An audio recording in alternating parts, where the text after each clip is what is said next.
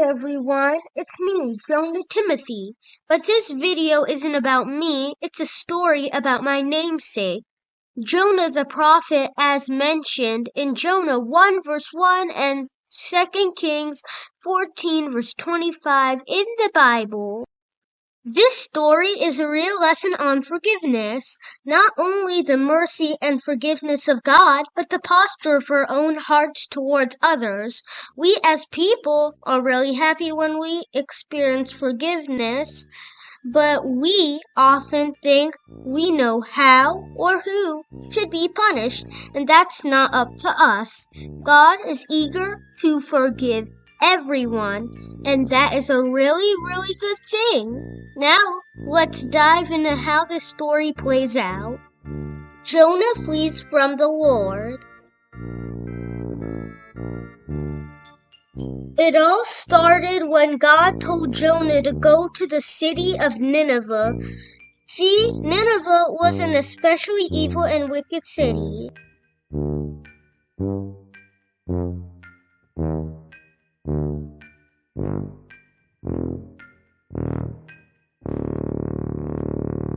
Nonetheless, God told Jonah to go there, but Jonah didn't want to go to Nineveh because he knew that God was merciful and might forgive them if they repented. Jonah, as an Israelite, despised the wickedness and feared their brutality. He wanted judgment, not mercy for them. So Jonah disobeyed God and found a ship bound for Tarshish. He paid the fare and boarded, trying to flee from God's command to go to Nineveh. After Jonah boarded the ship to Tarshish, God sent a great storm that threatened to sink it. The sailors, terrified, cried out to their gods and threw cargo overboard to lighten the load. Meanwhile, Jonah was asleep below deck.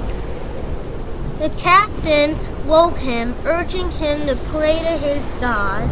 The sailors cast lots to find out who was responsible for the storm, and the lot fell on Jonah. Jonah admitted he was fleeing from the Lord and told them to throw him into the sea to calm the storm. Though they tried to row to shore, the storm grew worse, so they threw Jonah overboard.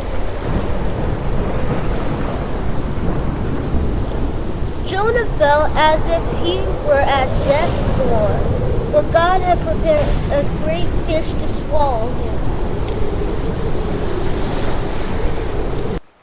Immediately after the sailors threw Jonah overboard, the sea became calm, and the sailors were in awe of God's power.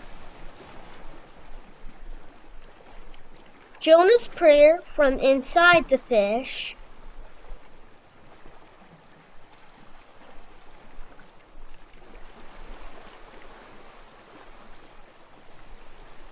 Inside the fish's belly, Jonah spent 3 days and nights praying, repenting, and acknowledging God's mercy. In his prayer, he praised God for saving him from drowning and vowed to fulfill his mission. After Jonah's heart changed, God commanded the fish to spit him out onto dry land. God again commanded him a second time to go to Nineveh and deliver his message. This time, Jonah obeyed. Jonah, go do what I told you to do. You bet, God. I am on my way.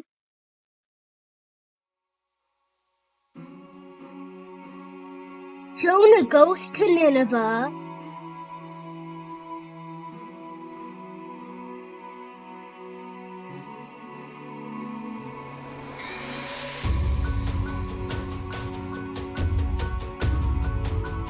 He traveled to Nineveh and proclaimed that in 40 days it would be overthrown because of its wickedness. Yeah.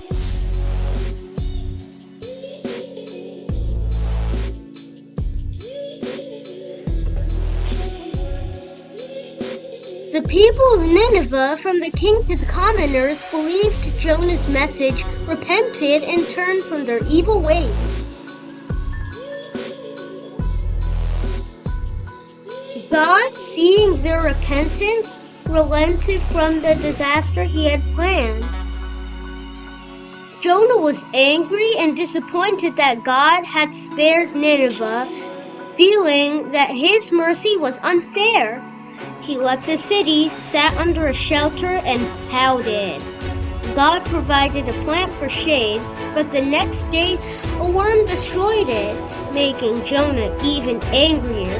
God then rebuked Jonah, pointing out that if he cared for a plant that he did not grow, how much more should God care for the lost people of Nineveh? This story ends emphasizing that God's mercy triumphs over human resentment.